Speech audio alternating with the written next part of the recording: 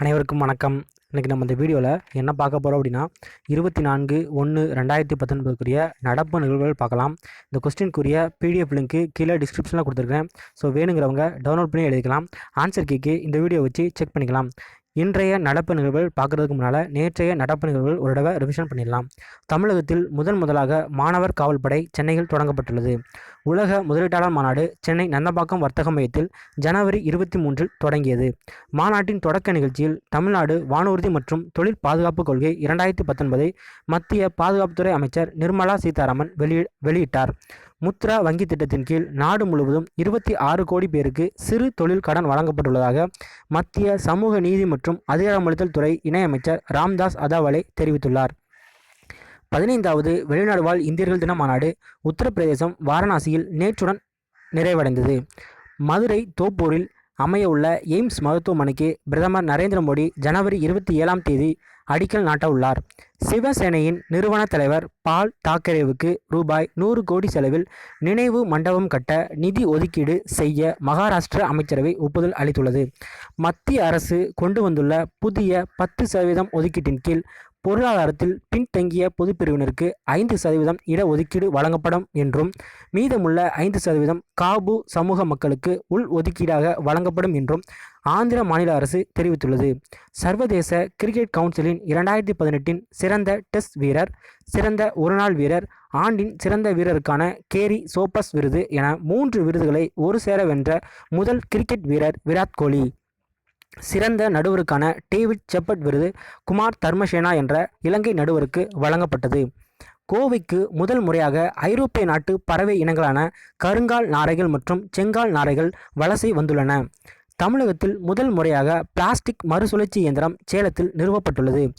PSLV C-44 rocket மூலம் microsat R மற்றும் Kalam chat ஆகிய 2 செயற்கைக்கோள்கள் இன்று விண்ணில் செலுத்தப்பட உள்ளன. இந்த கரண்ட் அஃபேர்ஸ் நேற்று ஒரு கொஸ்டின் மேக் பண்ணியிருப்பேன். என்ன அப்படின்னு பார்த்தீங்கன்னா, கலாம் சாட் எவ்வளவு எடை கொண்டது அப்படின்னு சொல்லி கேட்டிருந்திருப்பேன். அது கரெக்டான ஆன்சர் என்ன அப்படின்னு பார்த்தீங்கன்னா 64 கிராம். ஸோ கரெக்டான ஆன்சர் என்ன அப்படின்னு 64 கிராம் 34 கிராம் அப்படின்னு சொல்லிட்டு நேற்று தினமணி அந்த பேப்பர் கட்டிங்கில் கொடுத்துருந்தாங்க. ஸோ அதை வச்சு நான் 34 கிராம் அப்படின்னு சொல்லியிருந்தேன். ஆனால் வெப்சைட்டில் சர்ச் பண்ணதில் 64 கிராம் தான் கரெக்டான ஆன்சர். ஓகேங்களா, இது சேஞ்ச் பண்ணிக்கோங்க. அடுத்து நேபாளம் இந்திய ரூபாய் நோட்டுகளான 2000, 500, 200க்கு தடை விதித்துள்ளது. ஸோ இன்றைய நடப்பு நிகழ்வுகள் பார்க்கலாம். இடைக்கால நிதி அமைச்சராக நியமிக்கப்பட்டுள்ளவர் யார்? ஸோ இடைக்கால நிதி அமைச்சராக நியமிக்கப்பட்டுள்ளவர் யார் அப்படின்னு பார்த்தீங்கன்னா பியூஷ் கோயல். ஸோ தற்போது ரயில்வே அமைச்சராக இருக்கிற பியூஷ் கோயல் தான் இடைக்கால நிதி அமைச்சராக நியமிக்கப்பட்டிருக்கிறாங்க. அதாவது கூடுதல் பொறுப்பாக இந்த நிதி அமைச்சர் பொறுப்பு கொடுத்துருக்குறாங்க இந்த பியூஷ் கோயலுக்கு. எதுக்காக கொடுத்துருக்காங்க அப்படின்னா, நிதி அமைச்சராக இருக்கிற அருண் ஜெட்லி மருத்துவ பரிசோதனைக்காக அமெரிக்கா போயிருக்கிறாரு. ஸோ அந்த காரணத்துக்காக இவங்களுக்கு இந்த இடைக்கால நிதி அமைச்சர் பொறுப்பு கொடுத்துருக்காங்க. ஏன் இவ்வளோ சீக்கிரத்தில் கொடுக்கணும் அப்படின்னு பார்த்தீங்கன்னா, நாடாளுமன்ற பட்ஜெட் கூட்டத்தொடர். ஸோ நாடாளுமன்ற பட்ஜெட் கூட்டத்தொடர் 31ஆம் தேதி தொடங்குகிறது. ஸோ அதில் பார்த்தீங்க அப்படின்னா மத்திய இடைக்கால பட்ஜெட். ஸோ மத்திய இடைக்கால பட்ஜெட் பிப்ரவரி 1ஆம் தேதி தாக்கல் செய்யப்படணும். ஸோ அதுக்கு கண்டிப்பாக நிதி அமைச்சர் வேணும். ஸோ அதுக்காகத்தான் இப்போ இடைக்கால நிதி அமைச்சராக இந்த பியூஷ் கோயலை நியமிச்சிருக்கிறாங்க. 2வது உலக முதலீட்டாளர் மாநாட்டின் லட்சினை என்ன? ஸோ 2வது உலக முதலீட்டாளர் மாநாட்டின் லட்சினை என்ன அப்படின்னு பார்த்தீங்கன்னா பறக்கும் குதிரை. ஸோ பறக்கும் குதிரை தான் இந்த 2வது உலக முதலீட்டாளர் மாநாட்டோட லட்சினை அப்படின்னு சொல்லலாம். இந்த 2வது உலக முதலீட்டாளர் மாநாடு எங்கே நடைபெறுகிறது அப்படின்னா சென்னையில் நடைபெறுகிறது. ஜனவரி 23 மற்றும் 24 ஆகிய 2 தினங்கள் நடைபெறுகிறது. இன்றோட இது நிறைவடைகிறது அப்படின்னு சொல்லலாம். இதில் இந்த 2வது உலக முதலீட்டாளர் மாநாடு தொடங்குறப்ப ஆயுதம் செய்வோம் நல்ல காகிதம் செய்வோம் அப்படிங்கிற ஒரு பாரதியார் பாடலோட தொடங்கியிருக்காங்க. இந்த பாடலை இந்த மாநாட்டில் யார் பாடியிருக்காங்க அப்படின்னா சோபனா விக்னேஷ். அதாவது கர்நாடக இசை பாடகி சோபனா விக்னேஷ் இந்த பாடலை பாடியிருக்கிறாங்க. சமீபத்தில் கிராந்தி மந்திர் என்ற இடம் பிரதமர் நரேந்திர மோடியால் எங்கு திறந்து வைக்கப்பட்டது? ஸோ சமீபத்தில் கிராந்தி மந்திர் என்ற இடம் பிரதமர் நரேந்திர மோடியால் எங்கு திறந்து வைக்கப்பட்டது? ஸோ எங்கே அப்படின்னு பார்த்தீங்கன்னா டெல்லியில். ஸோ டெல்லியில் தான் இந்த கிராந்தி மந்திர் அப்படிங்கிற ஒரு பிளேஸ், ஒரு 4 அருங்காட்சியகங்கள் சேர்ந்த ஒரு வளாகம் தான் இந்த கிராந்தி மந்திர் அப்படிங்கிறது. இதை பிரதமர் நரேந்திர மோடி சுதந்திர போராட்ட வீரர் நேதாஜி சுபாஷ் சந்திர போஸோட 122வது பிறந்த தினமான ஜனவரி 23 திறந்து வச்சிருக்கிறாரு. இந்த 4 அருங்காட்சியகங்கள் என்னென்ன அப்படின்னு பார்த்தீங்கன்னா நேதாஜி சுபாஷ் சந்திர போஸ் அருங்காட்சியகம் ஒன்று, அடுத்து வந்து முதல் உலகப்போர் அருங்காட்சியகம், அடுத்து வந்து 1857 முதல் இந்திய சுதந்திர போர் அருங்காட்சியகம், அடுத்து திருஷ்ய கலா கலை அருங்காட்சியகம். இந்த 4 அருங்காட்சியங்களும் சேர்ந்த ஒரு வளாகம் தான் இந்த கிராந்தி மந்திர் அப்படிங்கிற ஒரு பிளேஸ் அப்படின்னு சொல்லலாம். ஓகேங்களா? ஸோ இதை தான் பிரதமர் நரேந்திர மோடி திறந்து வச்சுருக்கிறாங்க.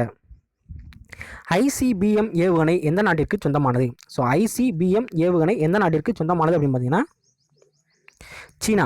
ஸோ சீனா நாட்டுக்கு சொந்தமான ஒரு ஏவுகணை தான் இந்த ICBM அப்படிங்கிறது. அதாவது கண்டம் விட்டு கண்டம் பாயும் ஒரு ஏவுகணை தான் இந்த ICBM. இது வந்து கிட்டத்தட்ட 12,000 கிலோமீட்டர் தூரம் சென்று துல்லியமாக எதிரிகளை தாக்கும் தன்மை கொண்டது தான் இந்த ஏவுகணை அப்படின்னு சொல்லலாம். இந்த ஏவுகணை வந்து சீனா வந்து வெற்றிகரமாக சோதனை செஞ்சு பார்த்துருக்குறாங்க. இந்த ஏவுகணை வந்து முழுக்க முழுக்க சீனாவை தயாரித்த ஒரு ஏவுகணை அப்படின்னு சொல்லலாம். ஸோ இந்த கிராந்தி மந்திர் அப்படிங்கிறதுக்கு தமிழில் என்ன பேர் அப்படின்னு பார்த்தீங்கன்னா புரட்சி கோயில்கள். ஸோ புரட்சி கோயில்கள் கேட்டாலும் இந்த கிராந்தி மந்திர் கேட்டாலும் ரெண்டும் ஒன்று தான். ஓகேங்களா? தி கேண்டி மற்றும் தி மேஸ்ட்ரோ என்ற கப்பல்களில் தீ விபத்து ஏற்பட்டது, காரணம் என்ன? ஸோ தி கேண்டி மற்றும் தி மேஸ்ட்ரோ என்ற கப்பல்களில் தீ விபத்து ஏற்பட்டது, காரணம் என்ன? ஸோ என்ன காரணம் அப்படின்னா திரவ இயற்கை எரிவாயு. ஸோ திரவ இயற்கை எரிவாயு காரணமாக தான் இந்த கேண்டி மற்றும் தி மேஸ்ட்ரோ அப்படிங்கிற 2 கப்பலில் வந்து தீ விபத்து ஏற்பட்டிருக்கு அப்படின்னு சொல்லலாம். இது வந்து எங்கே ஏற்பட்டுச்சு அப்படின்னு பார்த்தீங்கன்னா ரஷ்யாவுக்கும் கிரைமியா அப்படிங்கிற இடத்துக்கும் இடையான கெர்ச் அப்படிங்கிற ஒரு நீரிணை பகுதியில் வந்து இந்த விபத்து வந்து ஏற்பட்டிருக்குது அப்படின்னு சொல்லலாம். இதில் வந்து கிட்டத்தட்ட ஒரு 10 பேர் வந்து உயிர்ந்துட்டாங்க. அதில் ஒரு 6 இந்தியர்கள் அப்படின்னு சொல்லலாம்.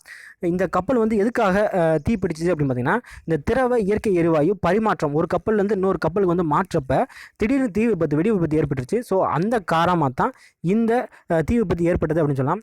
இந்த கொஸ்டின் வந்து எதுக்கு மேக் பண்ணியிருக்கேன் அப்படின்னா ஆல்ரெடி ஒரு கொஸ்டின் வந்து கேட்டிருக்காங்க. என்ன அப்படின்னு அதாவது விபத்துக்குள்ளான ஆகாய விமானம் அப்படிங்கிற ஒரு கொஸ்டின் வந்து கேட்டிருக்காங்க. ஸோ அதனால் இந்த கொஸ்டின் வந்து மேக் பண்ணியிருக்கேன். ஓகேங்களா? ஜஸ்ட்டு வந்து இது வந்து தெரிஞ்சு வச்சுக்கோங்க. சென்னையில் எத்தனையாவது இந்து ஆன்மீக மற்றும் சேவை கண்காட்சி நடைபெற உள்ளது? ஸோ சென்னையில் எத்தனையாவது இந்து ஆன்மீக மற்றும் சேவை கண்காட்சி நடைபெற உள்ளது? ஸோ எத்தனையாவது அப்படின்னு பார்த்தீங்கன்னா 10வது. ஸோ 10வது இந்து ஆன்மீக மற்றும் சேவை கண்காட்சி வந்து சென்னையில் நடைபெற உள்ளது. எப்போ அப்படின்னா ஜனவரி 29ஆம் தேதி தொடங்கி பிப்ரவரி 4ஆம் தேதி வரைக்கும் நடைபெற உள்ளது அப்படின்னு சொல்லலாம். ஓகேங்களா?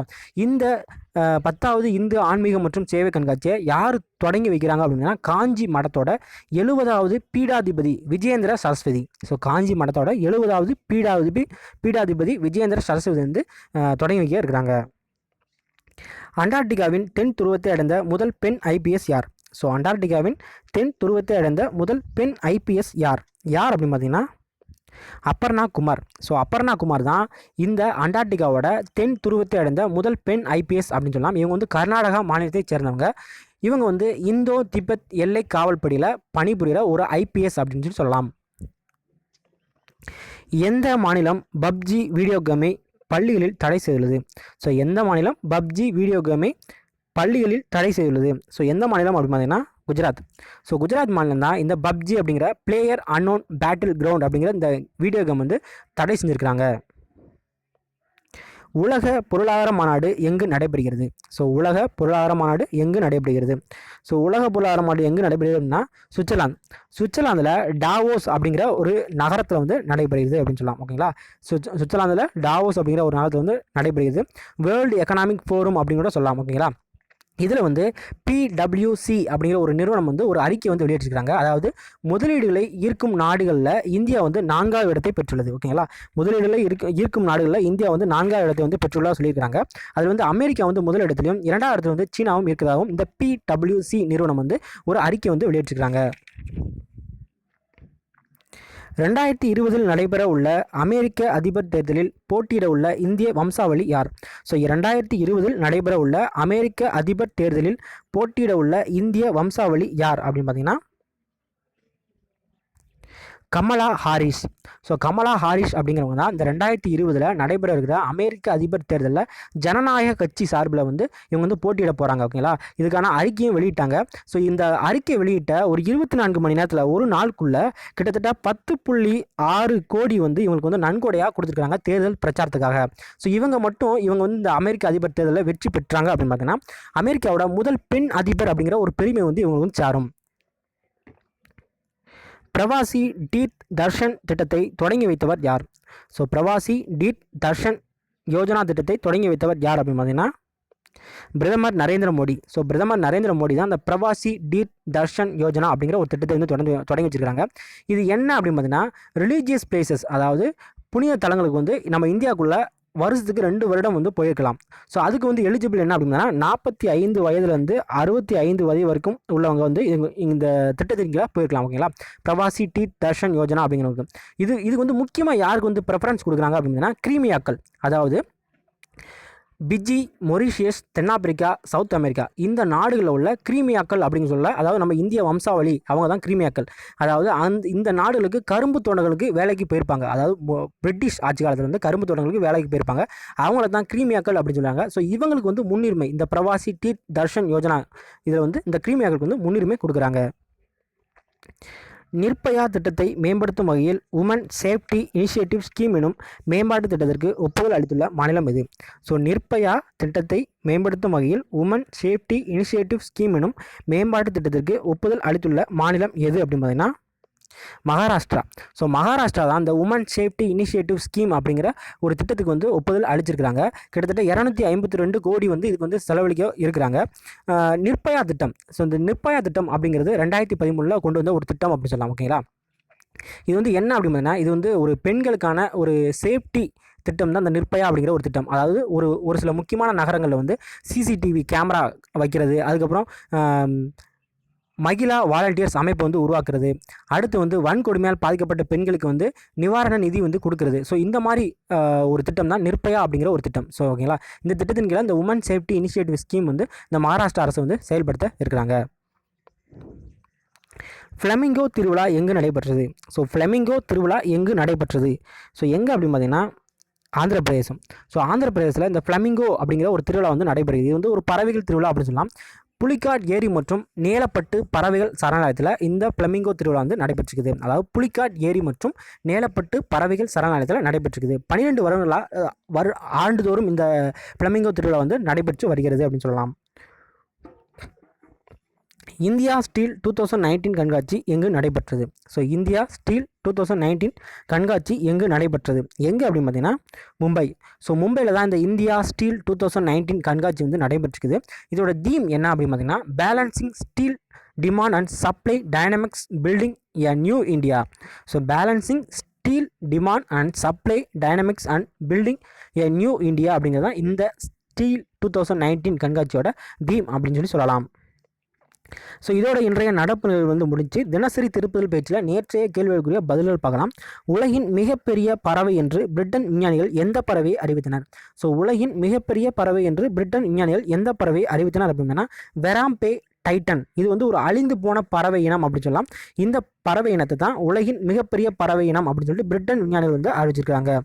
லோக்பால் தேர்வுக்குழுவின் தலைவர் யார்? ஸோ லோக்பால் தேர்வுக்குழுவின் தலைவர் யார் அப்படின்னா ரஞ்சனா தேசாய். இன்றைய கேள்விகள்: 4வது இந்திய சர்வதேச அறிவியல் திருவிழா எங்கு நடைபெற்றது?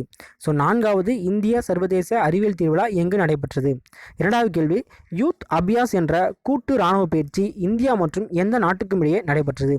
ஸோ யூத் அபியாஸ் என்ற கூட்டு இராணுவ பயிற்சி இந்தியா மற்றும் எந்த நாட்டுக்கும் இடையே நடைபெற்றது? இந்த 2 கேள்விகளுக்கும் பதில் தெரிஞ்சு அப்படின்னா கமெண்ட் பண்ணுங்கள். தெரியலனாலும் பரவாயில்ல, சர்ச் பண்ணி கமெண்ட் பண்ணுங்கள். தேங்க்யூ.